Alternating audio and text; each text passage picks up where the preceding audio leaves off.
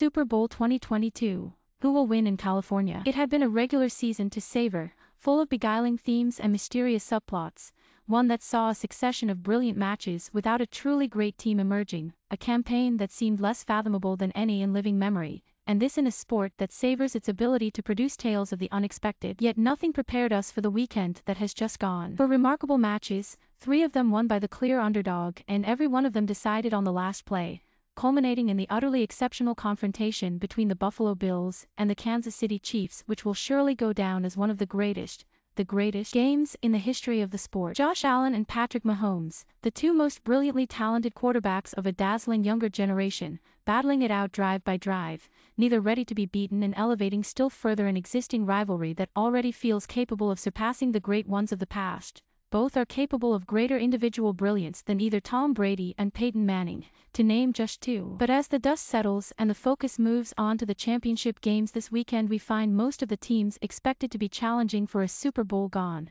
the Green Bay Packers, Tampa Bay Buccaneers, Buffalo Bills and Tennessee Titans, their places taken by 4 sides that have seized their opportunity. What can we expect from them? The Cincinnati Bengals. If Allen and Mahomes are the very best of the younger generation, then Bengals quarterback Joe Burrow is among a small group who are not very far behind. The first pick in last year's draft, in 2 seasons Burrow has more than justified that status and has single-handedly transformed Cincinnati's status from reliably disappointing into one of the most lethal offensive machines out there. Well, not really single-handed. In the NFL it is never single-handed, and Burrow has had considerable assistance, not least from Ja'Marr Chase, the rocket-fueled wide receiver with whom he played college football at LSU, who the Bengals took in the draft's first round this year and who already looks close to unstoppable given the right pass in the right place. Burrow has specialized in such passes, and having beaten the AFC's number 1, the Tennessee Titans, in Tennessee last weekend, will not feel daunted about traveling to Arrowhead Stadium and facing the Chiefs this Sunday. All the more so since they beat those same Chiefs in a high-scoring regular season encounter just 3 weeks ago. Burrow threw for 4 touchdowns that day,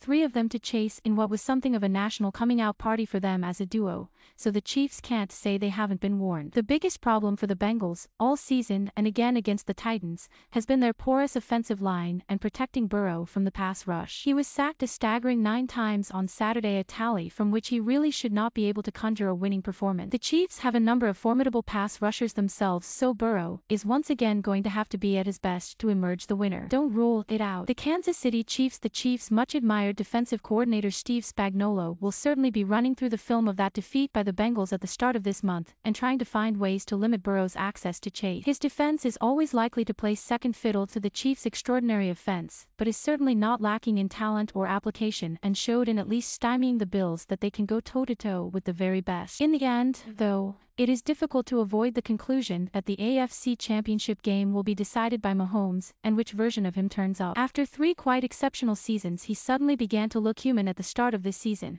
making mistakes, misreading coverages, missing open receivers, as the Chiefs lost 4 of their first 7 regular season games. But gradually Mahomes has begun to look his old self again, and now, in the playoffs, he has returned to his absolute best, his confidence restored, the swagger in hand. In such a mood he carries an almost mythical air, all the more so as his 2 favorite targets, wide receiver Tyreek Hill and tight end Travis Kelce, were also close to their best last weekend. If all 3 are fully functioning, it is difficult not to see the Chiefs returning to their 3rd successive Super Bowl. Then again, as I might have mentioned, it's been a funny season. The San Francisco 49ers, perhaps the most puzzling storyline of a season crammed full of them, concerns the 49ers and their quarterback. Since teaming up as head coach and general manager in early 2017, Kyle Shanahan and John Lynch have assembled a San Francisco roster that rivals any in the league, with just about only one notable exception: the quarterback position, the one generally regarded as the most vital in determining the success of a team. In the autumn of their first year, they traded a second-round pick to the New England Patriots for Jimmy Garoppolo, and in the 4 years since, he has done little to suggest they got a bargain. Generally reliable and efficient, his stock in trade is once a game,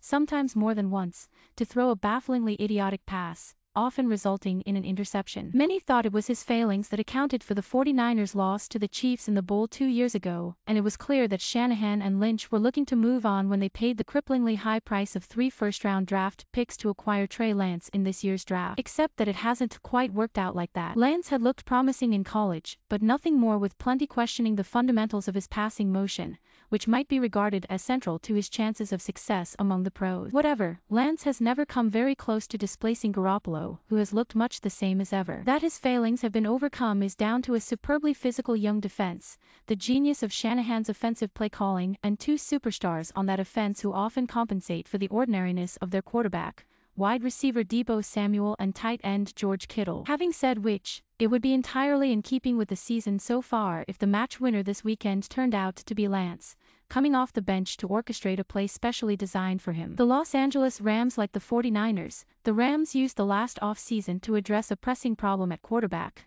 only they seem to have done it rather more successfully. So out went Jared Goff, who is even more average than Garoppolo, and in came Matthew Stafford from Detroit, a swap that cost them a couple of first-round draft picks. Stafford was usually the best player on the Detroit roster, admittedly damning him with the faintest of praise, and in his first couple of months excelled in his new, winning environment. More recently though, he too has shown himself to the odd, daft throw, sometimes costing his team dearly. For all that there is no doubt he is a huge upgrade on his predecessor, and at times on Sunday he was majestic as the Rams utterly outclassed Brady and his Bucks, the reigning Super Bowl champions, for most of the game. That it too ended on a knife edge was down to a series of jaw-dropping turnovers, self-inflicted errors that all but cost them the game. But in the end Stafford kept his cool, directed one more scoring drive late on, and Los Angeles squeaked home. With Stafford and his superb wide receiver Cooper Kupp in majestic form, their own formidable defense led by the peerless Aaron Donald and Jalen Ramsey able to intimidate anyone, and home field advantage, the Rams might be thought to be clear favorite.